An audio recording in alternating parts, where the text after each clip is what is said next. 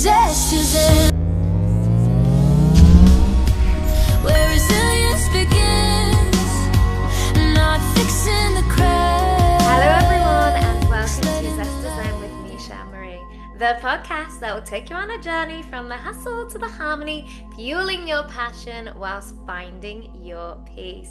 I am so excited to welcome my guest today. She is absolutely lovely already, just from the offset of just behind the scenes of meeting her. She is called Lisa Pinnock. She is an educator, transformational coach, community builder, published author with over 30 years in education, leadership, music and mentorship. And I'm sure so much more, helping women move from burnout and self-doubt into clarity, connection and purpose through her work leading Fem City Markham, and co-creating Brave Horizons. She builds spaces where women feel safe to share their truth, rewrite their stories and reconnect with themselves, which I'm sure is very healing. In this conversation, I'm sure we will explore what it really means to come home to yourself and how transformation begins when truth is finally spoken. If you feel called, I invite you to share a little love by subscribing to help amplify my incredible guest voice like Lisa's today. It costs you absolutely nothing, but allows this episode to reach many more hearts and minds. So if you have done so already, thank you. And may this episode bring you the clarity, courage, confidence, connection, and gentle permission to be yourself. Welcome, Lisa. Oh, thank you, Shel. This is lovely to be here. I know we met on LinkedIn a few months ago, and this podcast episode has been in the making for a while. So it is lovely, and I believe all things happen in the right time. Agreed. For the right purpose. So it's great to be here, finally. Agreed. Thank you so much, Lisa. And I agree, because I think it was like last year, and that really shows actually the commitment and the dedication, and because we could have had changes and I feel like even when we share things like this, there's a message behind it, because if there's someone you really feel like you want to connect with, you will make it happen. You won't use time or be too woo-woo about things coming up. You'll just be like, no, I want to connect with this person and make it happen. And the reason why I felt like I really wanted to express that, because just reading your bio, I feel like you're a woman that makes things happen. And I think that's incredible. From many of your, I don't even want to call them projects. I think that they don't deserve that word. I think they're much more than that. And I know that you're creating a lot of meaningful impact and influence in particularly many women's, because I know that a lot of the focus is on women and bringing women together. And so actually let's just flow with that. So I think I saw, please apologize if it's not quite right, but I think I saw that it's 8 years that you've been doing your yes. Fem Markham. It's true. Yes. We just celebrated our 8-year anniversary in March. And no, you're absolutely right. And these milestones definitely are moments when we can reflect on our why. It just allows us to really lean into when you have longevity, that speaks for itself. Yes. And I find that it also allows us as leaders to reflect back the things that began the journey in the first place, just to see where I am now versus where I started. And I'll just share a quick story about Fem City Markham. It is a global organization. It actually originated in Miami, Florida. Wow. And our founder is of Cuban American descent. She's wonderful. Mentor of mine named Violet de Ayala. And Violet just did not really see on the networking scene in Miami at the time. This was 15 years ago.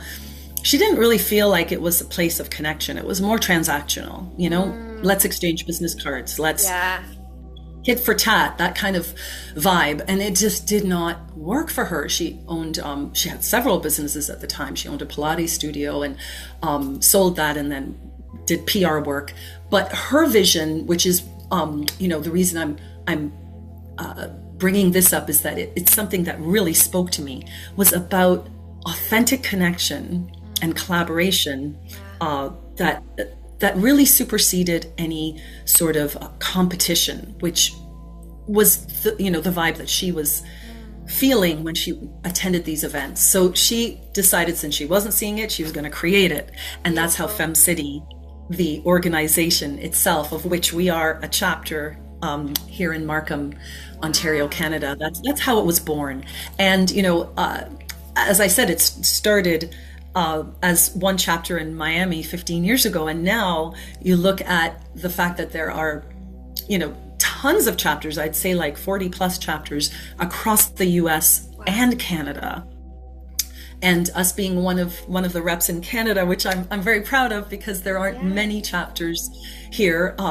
We made it through COVID, which was actually a big deal, because in Canada, especially in our province here, there were so many obstacles to keep a group like this together. There were a lot of lockdowns. I mean, every country had their own way of handling it. We had a lot of lockdowns, and so we couldn't meet. So it became, how do we continue this? It's, virtually, when people are tired of being on Zoom, I was even teaching music online, which was a whole other story. but I feel like us coming through that time and having that longevity behind us is a testimony of the fact that women are craving spaces where they can authentically connect and to feel a sense of belonging. For me, it definitely started out as a networking group, and now I think it's evolved in my mind and also in the way that women show up, to be a space of belonging where you can not feel the need to perform. Yeah, that's really beautiful. Thank you. And just in you sharing that, like, it almost coincidentally links to what we just said prior to just about to share that, of she was a woman with a vision. She didn't just why is everyone like this, it's just the way it is. No, she implemented something in order to create positive change in the world. And what better person do you want to have as the founder of a, with that kind of mindset and that kind of intention, and that's going to be driven and infused throughout of all that she creates.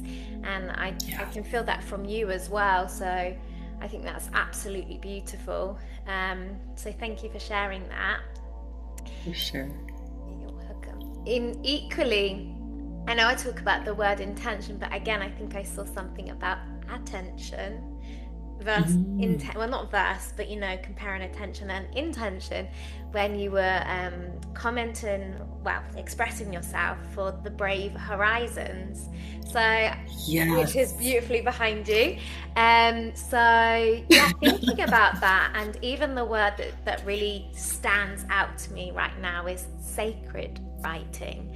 And yes, that's a very, absolutely, for me, and I'm sure many people, you don't just use that word just to use it loosely. So I would love you, because I think I am a really big believer in the power of words and how intentional we are with words. So obviously I'm paying attention to that word, and I would love for you to just, why did you pick sacred writing? Oh, that is, thank you for asking that question, because this work is deeply personal. It was birthed from the fourth book that I created with one of my good friends, Lola Small. Of the 4 books that I've been part of as a co-author, 2 of them I led, and they were my babies, and I literally think like I gave birth to twins. That's how it felt. And we launched those books during the theme of COVID seems to be coming up, but during the pandemic, a lot of things transformed. Well, we all had to get creative during COVID, let's face it. We all needed to do some stuff that we didn't expect to do, right? Yeah, that's true.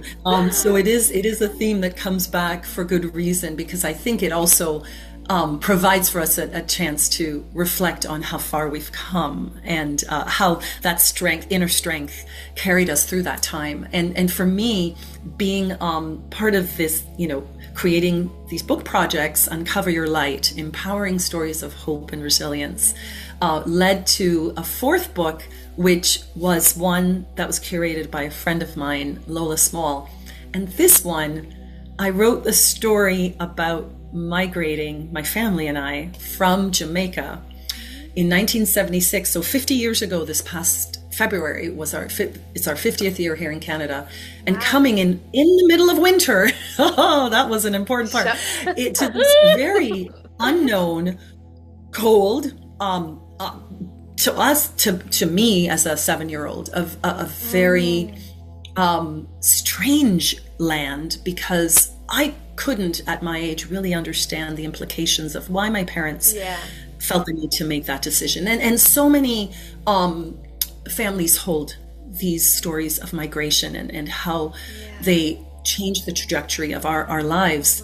So I wrote that story, Shel, and it opened up some. In fact, I would have to say, without being overly dramatic, it cracked open something in me, because it was not a story I could have told in any other venue. And it was so potent. I remember writing that, and at this point I'd already co-authored and led two books and co-authored in a third. So this was my fourth go at it. It wasn't unfamiliar territory, but for the first time I can say the words were already there. They poured out of me. And that is something I will never forget.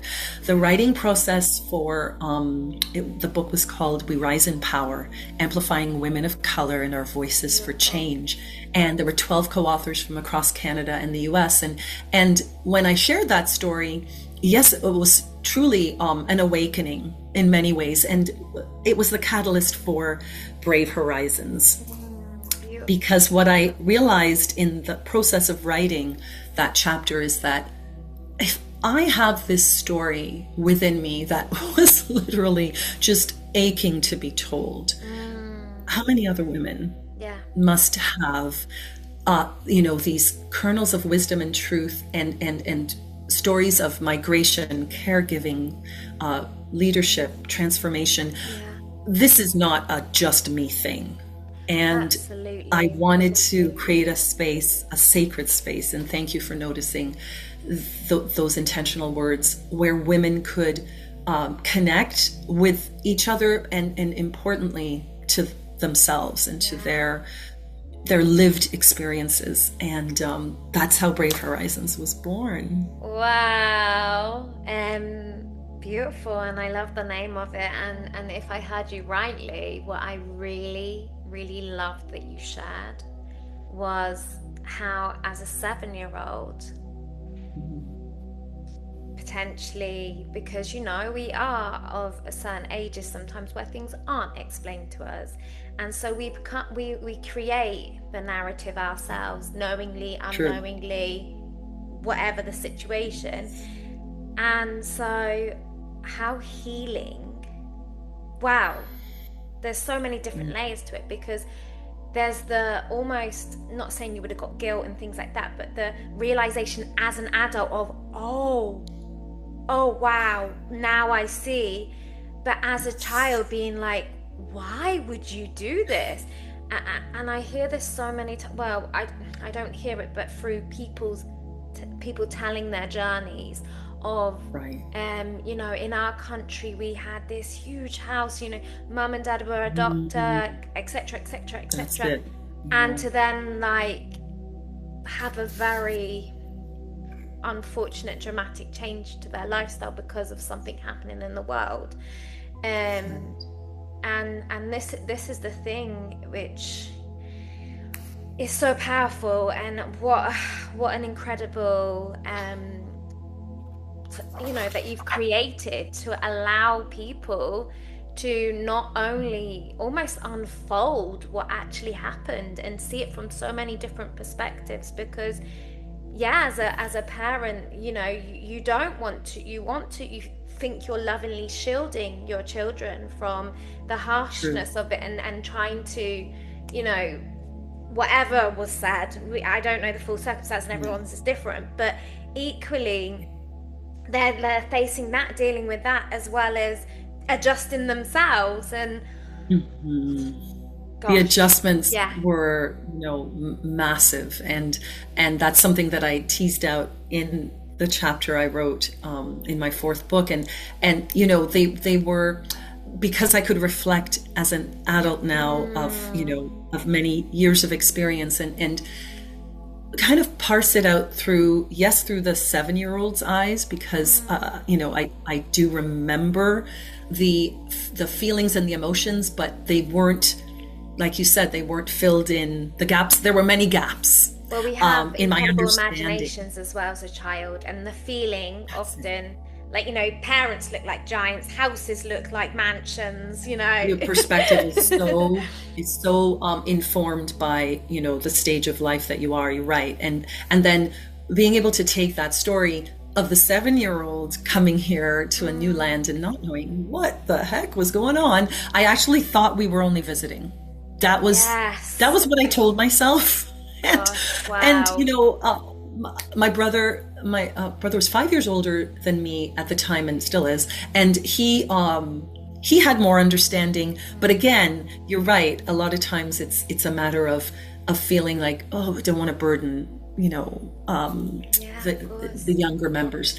And now I feel like having those understandings and being able to take apart the experience from a different lens, it has afforded me so much clarity about the ways in which that event has shaped so much about my life now, and what I feel are important values in leadership, in caregiving, in community building, which, as you mentioned in the outset when you shared my bio, the community building has been definitely an undercurrent in so many ways in my life, both in education, in music, and in Brave Horizons most recently, in writing. So I can trace it back now and see those threads through not a feeling of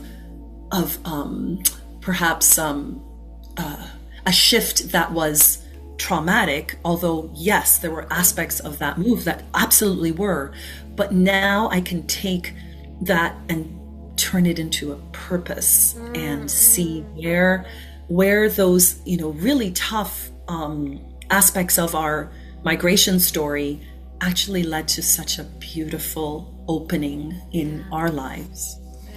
And to have that tool, that not tool, but what I mean, and to guide other ladies that are maybe not coming to that realization. They've actually, as you said, the words poured out, they wrote what they wrote, and then they had that, because sorry, just before I continue that, I've realized in doing my own reflective writing how powerful it is when you put something to paper and you reread it, and it's like it's external to you, and you see it so differently. And then to be in a community as well, a supportive, loving community, and have other people's perspectives.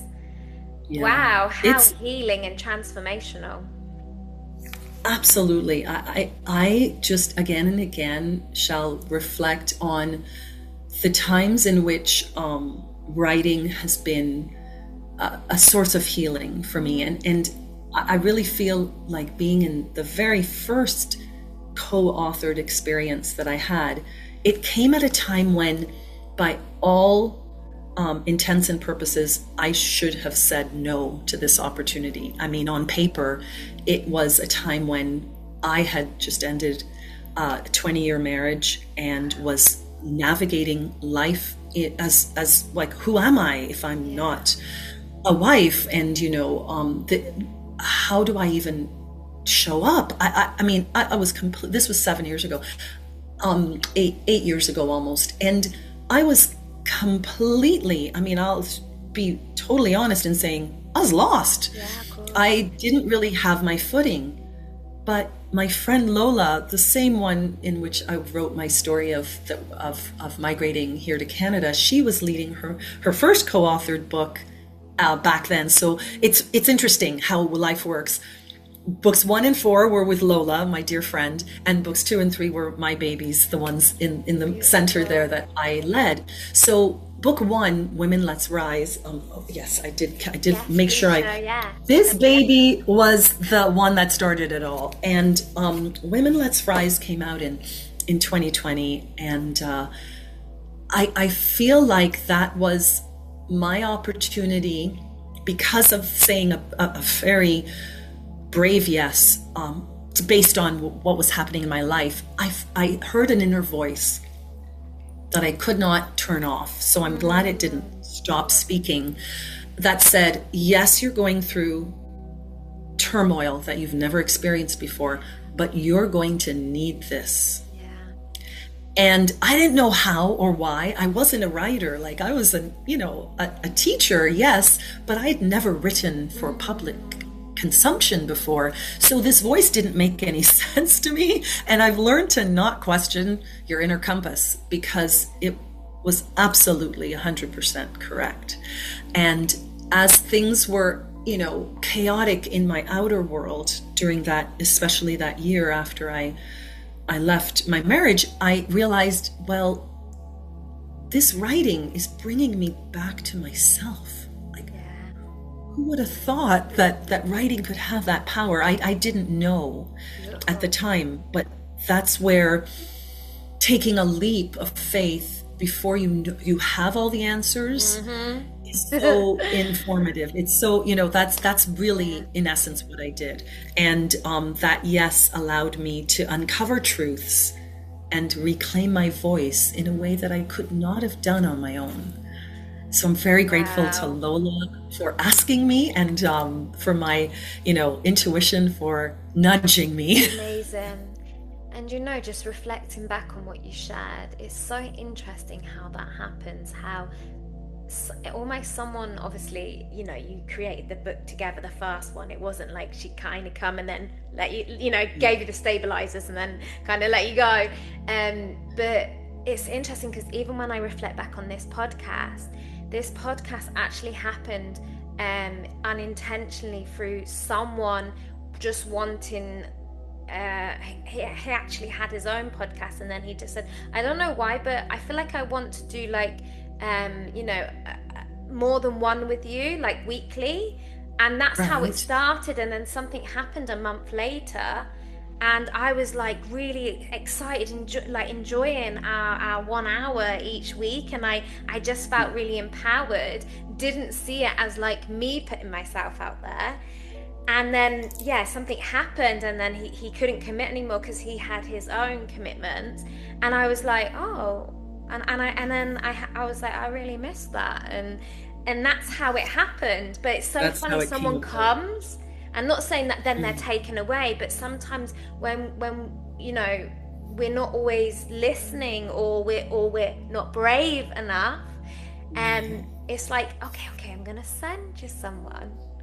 They're gonna come in. That's right. You're almost behind the scenes. You don't realize you're actually doing it. Because then I was like, but I'm still doing it myself. I could just speak to other people. Oh, okay. Exactly the same thing. But if someone would have said, oh, do a podcast, no way. But it's so funny how the mind works, isn't it? Yes. And I love this. Like people say to me, like, oh my gosh, how are you doing so many? And I'm like, no, this fuels me. This inspires me. Like the gems and the connections, that I get from meeting incredible people like yourself. I don't see it as work, and I'm sure what you're creating, you don't see it as work. You see it as like, wow, I get to connect with these ladies this week, month, whatever it is. Oh, I'm so excited to have that special time to share this or do this. And I think that's where, and I know there's many of these buzzwords, but you know, people say like, oh, and it's really lovely, like, oh, I love all you're working towards. And I don't know why, maybe it's just the word, because of how we've been brought up, of work and work hard and this and that. And work to me has always felt like something I've had to do. Whereas creating, it doesn't feel like that. It's my choice. And I feel like that's why words are so powerful, because I don't see I see myself as a creator. I don't see myself as a worker. This is not work to me. That's an important distinction, Shel, and I'm so glad you brought that up, because in, you know, a lot of my work in recent times, since I became a certified life coach, I've found that our perception of our worth can be so tied to this idea of productivity, of, you know, what you're doing or working towards is what is creating your inner value in many ways.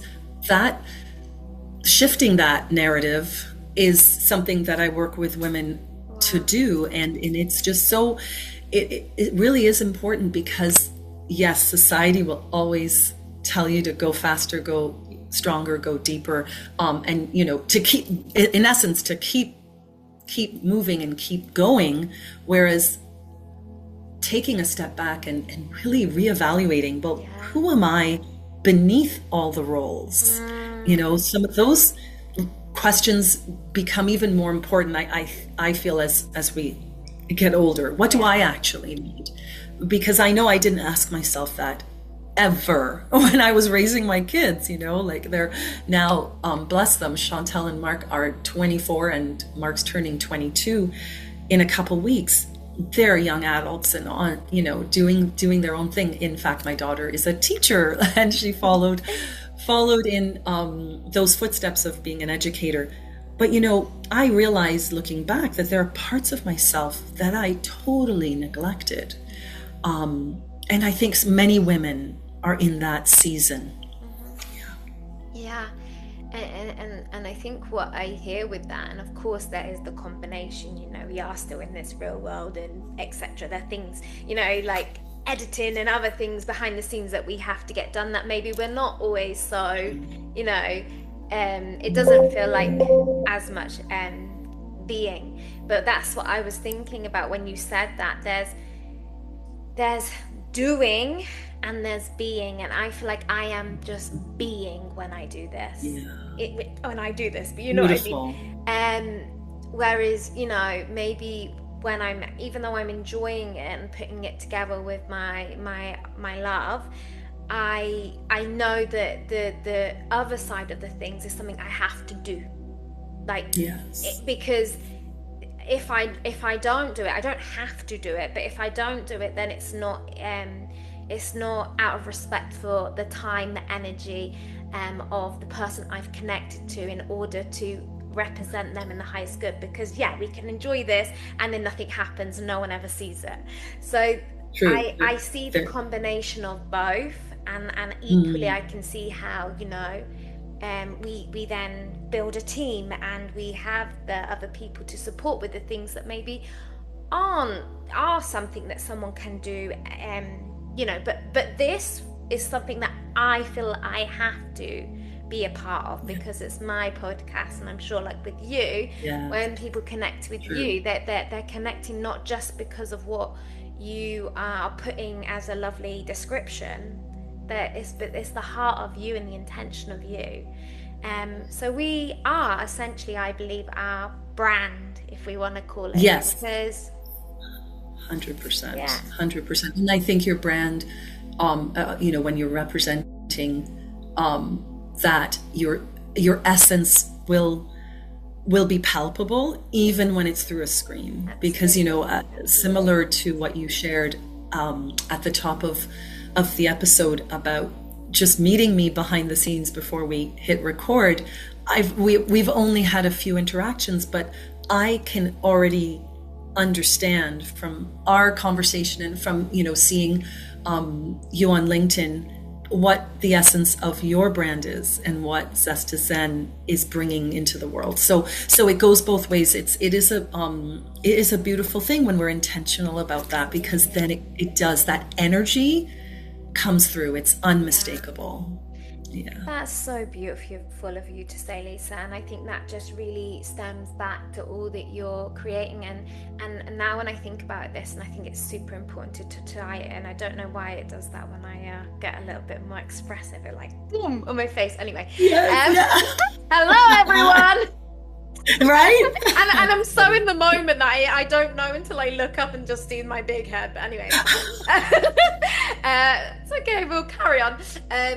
So basically what I was trying to say is, for people listening right now, I know that you have in person, but I'm sure you have online as well. Is that correct? Oh, yes. In terms of, right now I'm in the very fun and creative process of getting my website up and running. So in terms of connecting with me and seeing, if anything resonated with this conversation, I'd be so happy to continue it. I'm most active, and you can find me on LinkedIn under Lisa Pinnock, and which is, it's such a great space, and I'm so glad that we connected there, Shel. Also Instagram, Lisa M Pinnock is my handle, and I'm also on Facebook as well. But yes, I do have. Don't worry. That would be fabulous. I so appreciate that. Being able to have that continuity with those who would like to learn more. And Brave Horizons, I'm glad that we touched on that so much during this episode. If that's something that spoke to you, as anyone who's listening, that writing in this kind of a space would be an opening or a pathway for healing for you. We are in the process of gathering women to write our fifth book. This time it'll be co-founded with my. Wow. Yes. Grab I'm so excited. Everybody, grab it. Amazing. This is something that is from, we're starting from scratch, but having that previous experience of writing in the other 4 books, I now have the pleasure of sharing the co-creation with my co-founder, Denise Letty, who was one of my co-authors in book 3. And she lives in Grand Cayman Islands. And so, Brave Horizons has the potential to be much more. We are a writing collective that's meeting virtually right now, but we want to look at doing retreats and building our capacity to perhaps have a published work. That's the goal for in next year, to have an anthology of the same name, Brave Horizons. I just feel like it's something that definitely speaks so strongly to where my passion lies of women having a space and a place where their voice is heard and witnessed. And so, yes, thank you for this. Well, that's why before I dived into what I was going to say, I wanted to check first, and I had a feeling it would be online, but I didn't want to make an assumption, because even in you saying what you said about me, and there's a reason why I'm particularly using that example, because it was in the real life example of the essence and what you felt about me before even connecting. The reason why I'm bringing that up is because it really shows when you are in a community, a powerful community, you're not just connecting now with Lisa just to be a part of writing her book or to be a part of writing your own sacred version of something.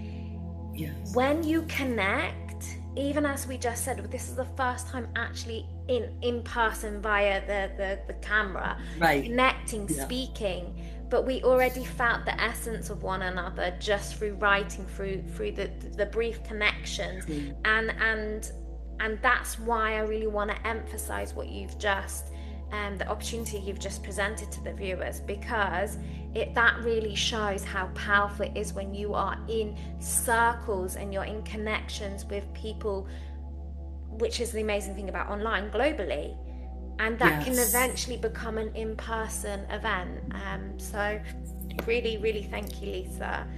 You've been an incredible guest. My pleasure.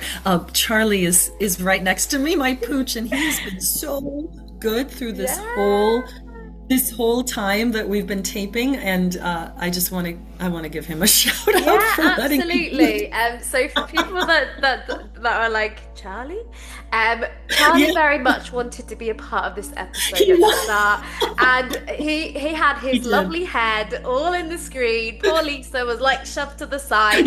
He's the star of the show. And we were like, okay, let's just roll with it. And so Charlie, 100%. Thank you, Charlie, for behaving. Thank you. Little cutie. And really, thank you, Lisa, and just sending an abundance of just love and acceleration in all that you're creating, and even in the first event you talked about, sorry that I haven't met, Fem City, even with that, like how incredible that it started in Miami and now it's become global. And again, reach out to Lisa, find out about it. You never know, in your area this could be something that you want to start implementing. 100%.